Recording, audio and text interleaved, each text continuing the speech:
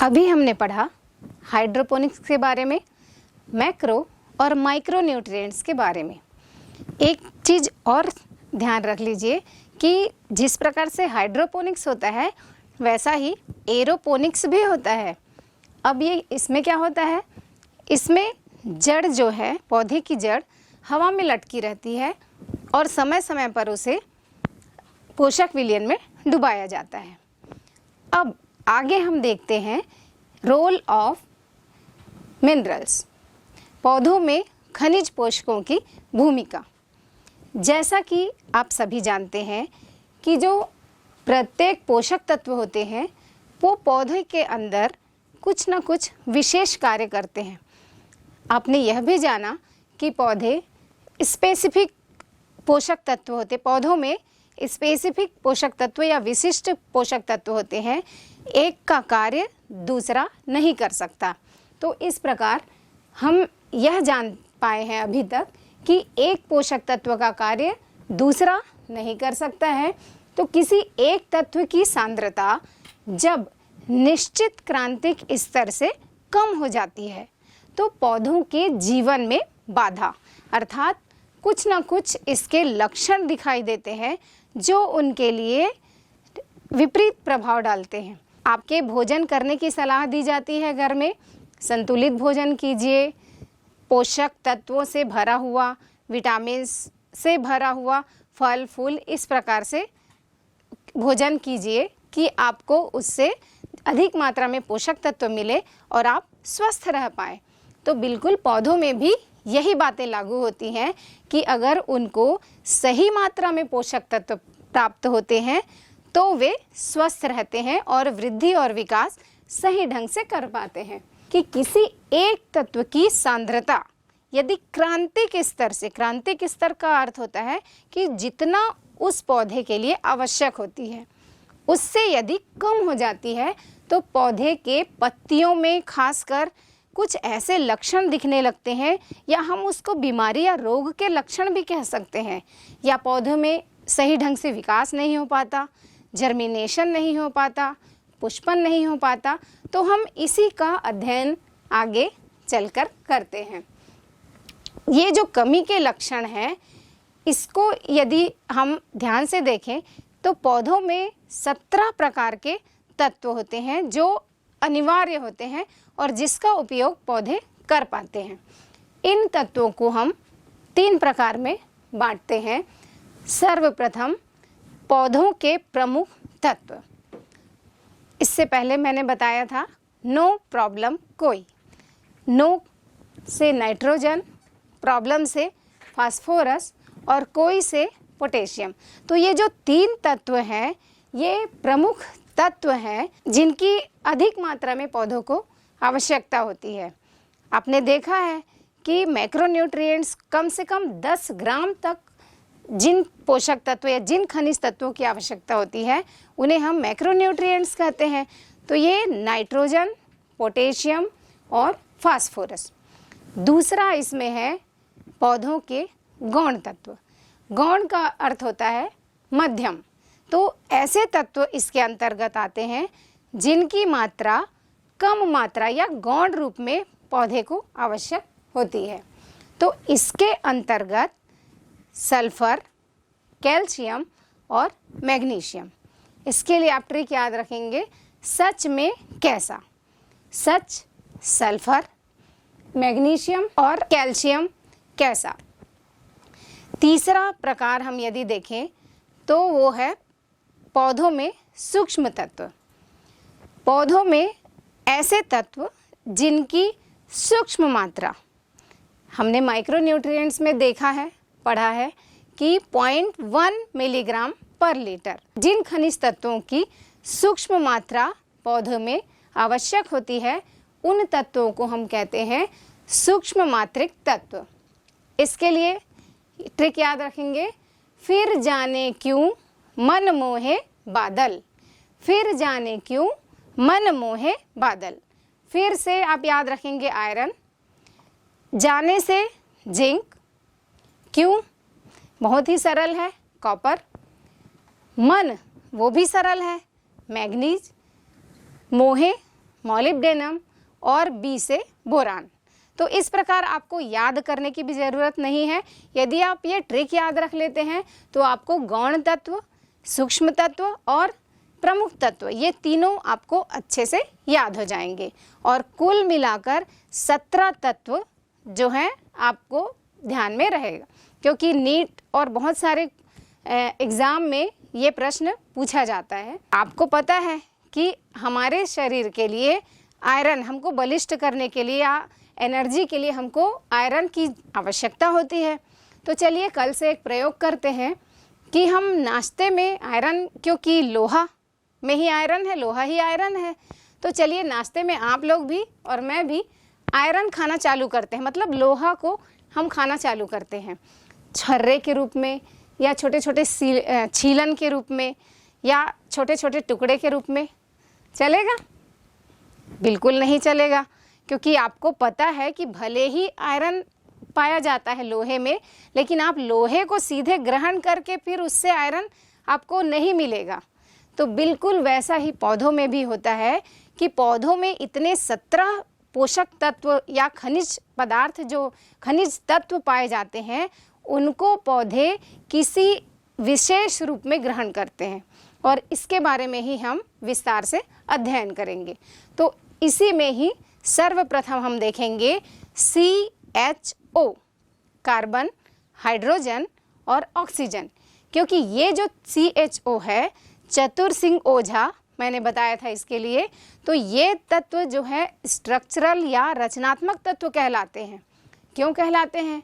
क्योंकि ये CHO से बनता है, क्या बनता है याद कीजिए, पौधे जो हैं सूर्य प्रकाश की उपस्थिति में कार्बोहाइड्रेट बनाते हैं, ग्लूकोज बनाते हैं, और यही जो CHO जब बीटा ग्लूकोज होता है तो कोशिका का सेल वॉल, कोशिका के सेल वॉल या कोशिका भित्ति बनाता है। और आप ये भी जानते हैं कि चाहे पौधे हों, चाहे सूक्ष्मजीव हों, चाहे व्हेल, ब्लू व्हेल हो, सभी का शरीर कोशिकाओं से बना होता है। तो जो प्लांट का सेल वॉल है, कोशिका भित्ति है, वो सेलुलोज की बनी होती है और ये सेलुलोज एक प्रकार का ग्लूकोज है। तो कार्बन, ऑक्सीजन और हाइड्रोजन, इससे लगभग पौधे का 94% भाग, 94% भाग इन्हीं तत्वों से मिलकर बना होता है।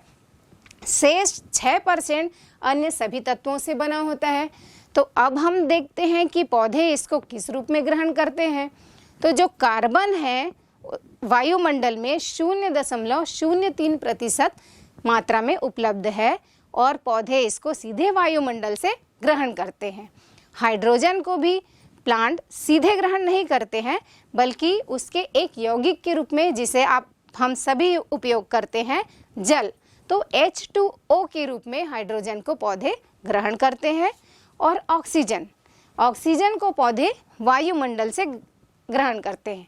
तो ये चीज़ें आप याद रखेंगे कि जो कार्बन है, ऑक्सीजन है और हाइड्रोजन है, इन तीनों को पौधे वायुमंडल से ग्रहण करते हैं, लेकिन जो शेष तत्व आगे हम पढ़ेंगे उसको पौधे मृदा से ग्रहण करते हैं।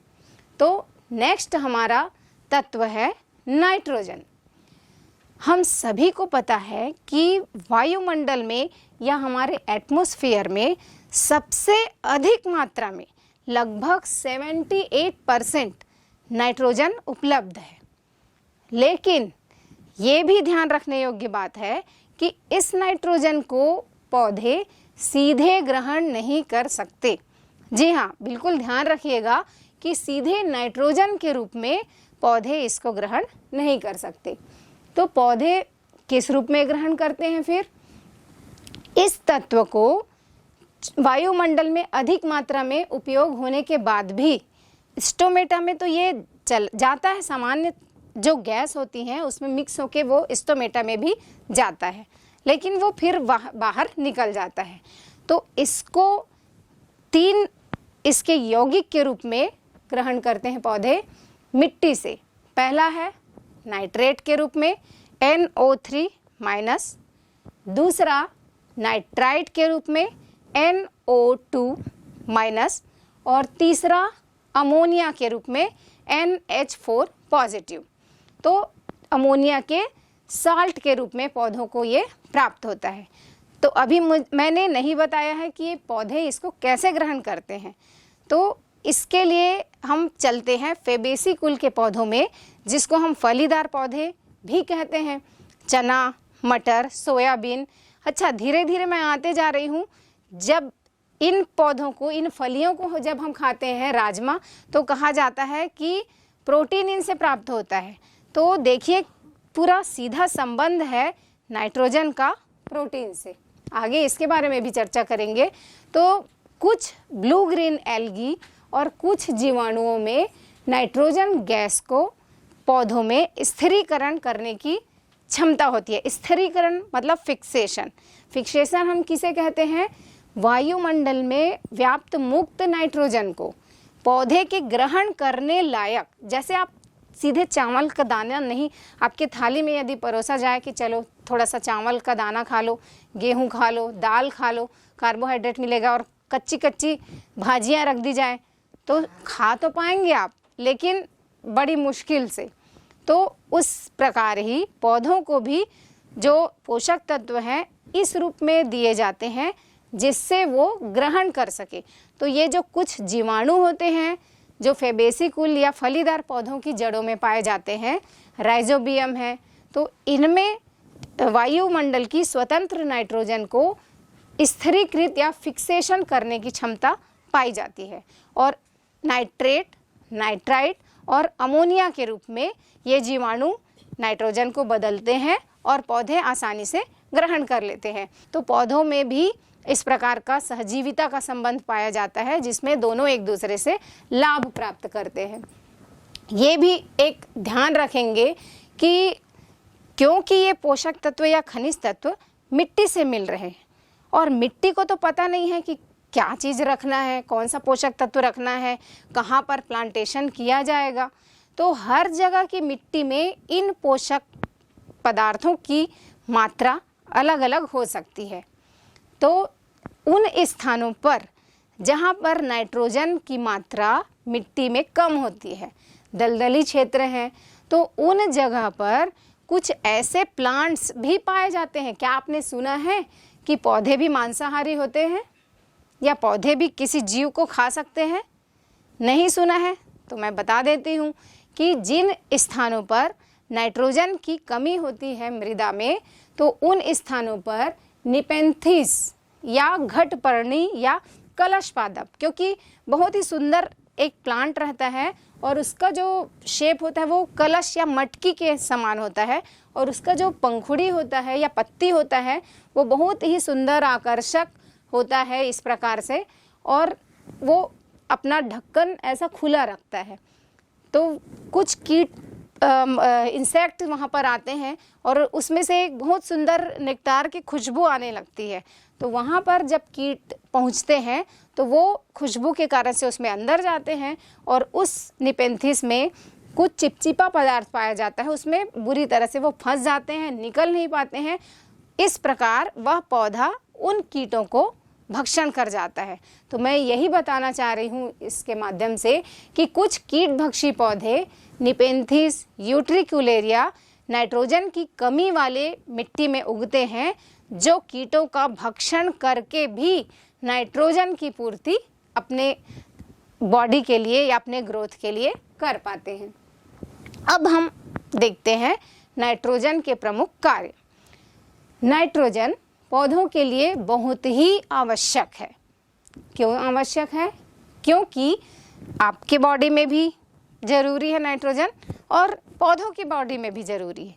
क्यों? क्योंकि हमारा जो मेन ढांचा है, मेन स्ट्रक्चर है, वो हमारा प्रोटीन ही बनाता है, और प्रोटीन का जो सब्सटेंस है या प्रोटीन का जो घटक है वो है नाइट्रोजन। जिस प्रकार से एक मोती की माला गूंथी रहती है और एक एक मोती से हम उसको गूंथते हैं, तो उसी प्रकार से जो प्रोटीन होता है वह अमीनो अम्लों का बहुलक होता है या अमीनो अम्लों से बना होता है, और ये अमीनो अम्ल NH2 नाइट्रोजन आ गया ना, तो मतलब नाइट्रोजन प्रोटीन का आवश्यक खनिज है या घटक है। तो नाइट्रोजन या अमीनो अम्ल से ही प्रोटीन बनता है। दूसरा नाइट्रोजन का उपयोग है जीव द्रव्य व क्लोरोफिल का यह अभिन्न भाग है। तीसरा, पौधों की वृद्धि व साइटोक्रोम के लिए भी यह अत्यंत आवश्यक है। इसकी अनिवार्यता पौधे के विशेषकर विभाज्योतक अर्थात मेरिस्टेमेटिक टिश्यू, जहाँ पर विभाजन होते रहता है और लगातार वृद्धि होती है। तो पौधे में कहाँ पर विभाजन होता है? एक तो रूट टिप में और दूसरा शूट टिप में। प्ररोह के अग्रभाग और जड़ के निचले भाग में निरंतर वृद्धि होते रहती है। तो इन दो भागों में नाइट्रोजन अत्यंत आवश्यक होता है। पौधों में अच्छे उत्पादन या प्रोडक्टिविटी के लिए जमीन में यदि नाइट्रोजन बना रहेगा तो इसके लिए समय समय पर हमें खाद या यूरिया भी डालना पड़ेगा। और साथ ही साथ फसल चक्र भी आपने सुना है ना कि मटर के बाद गेहूं, तो एक रबी फसल के बाद एक खरीफ फसल। किसान इसी प्रकार ही फसलों को बोता है। इसे शस्यावर्तन भी कहते हैं या फसल चक्रण भी कहते हैं।